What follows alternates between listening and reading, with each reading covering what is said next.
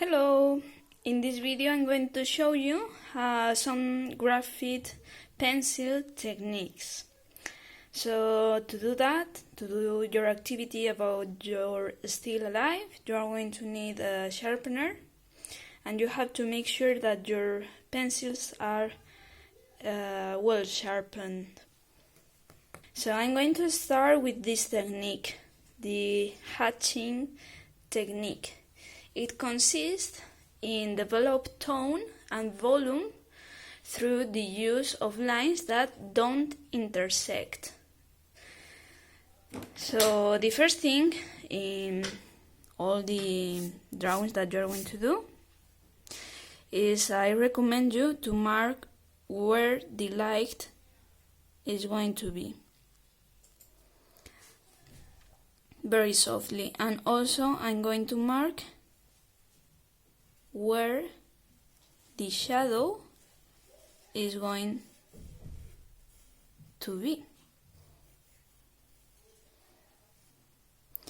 So take care of the light. If the light comes through here, then it means that the main part of the shadow is going to be in the opposite side of the object.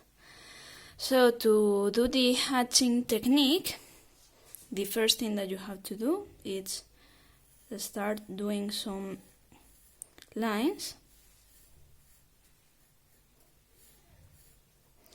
and I follow the contour and the volume of my object to make volume, and I add less lines when I'm approaching to the light part.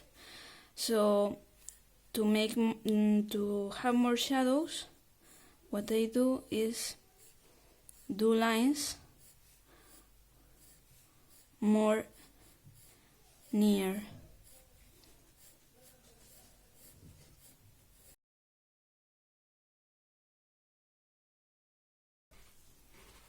Okay, so it's important that to make the tone and the value, to make the contrast, that you make it by passing through again at the same area, but never pressing harder the pencil, because if you press harder the pencil, then it's a problem, because first of all, you are not going to be able to erase it, and another thing is that the paper will be damaged, will be kind of ruined.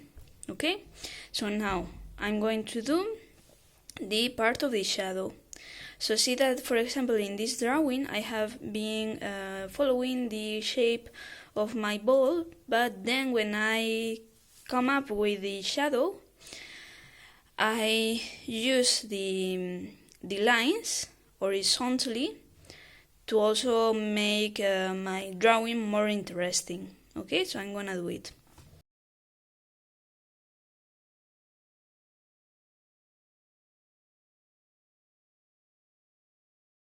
Okay, and here I have my first technique. Now we are going to see the cross hatching.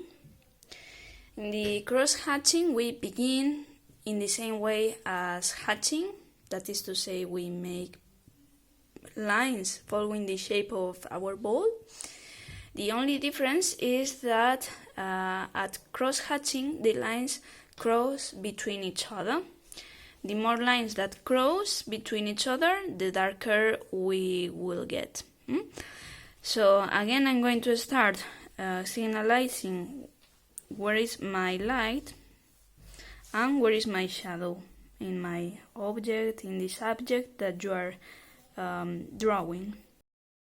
And again I'm going to fill all the surface that is in shadow, leaving the part of the light without fill.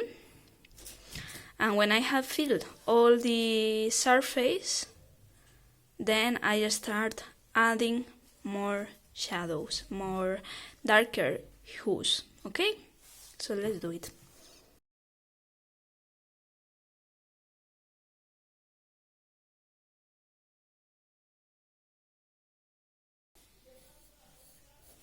Okay, and when I have finished, well, not finished, but when I'm almost in the middle of the process, I'm going to be doing the horizontal lines. And I also try to follow the shape of my ball or of your subject, your object. Okay, and when I have it, to add more interest to my drawing, I can also do some other lines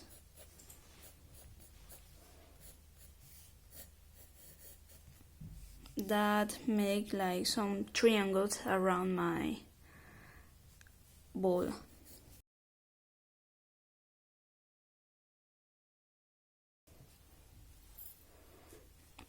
Okay, and again, to do the shadow, I'm going to start doing some oblique lines.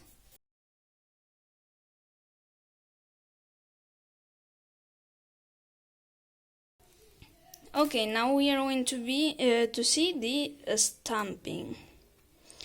Stamping has different meanings, but one of the meanings of stamp is enmudecer. So this technique, in which consists is to blur, difuminar, our shadows. What we do is circular pencil strokes, and this technique results in a soft gradation. As you see, the gradation is very soft, not as in the other ones. You cannot really see the difference between the different values. Okay, so let's start as we have always done. I'm going to fill all the surface very softly. Notice that I'm using the pencil oblique to the paper. So now when I have filled all the surface that is in shadow, I start putting more value to the darker areas of my subject.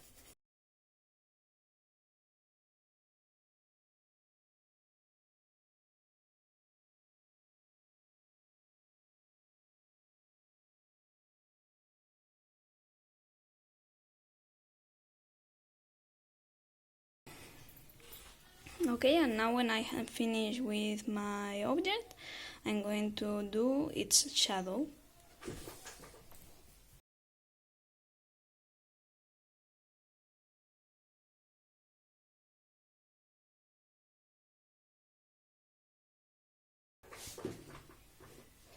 And now finally the stippling technique, or in Spanish, puntillismo. This is the more time-consuming technique, but as you can see, the effect that we can reach is very nice and interesting.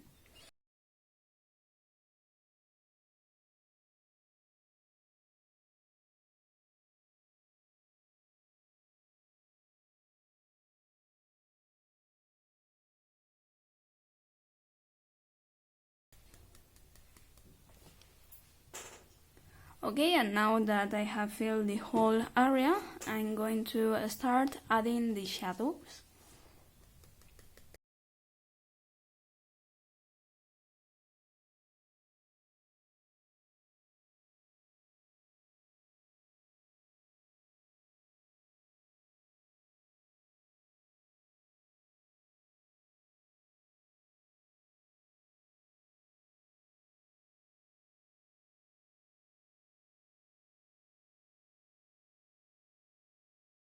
So here the 4 techniques.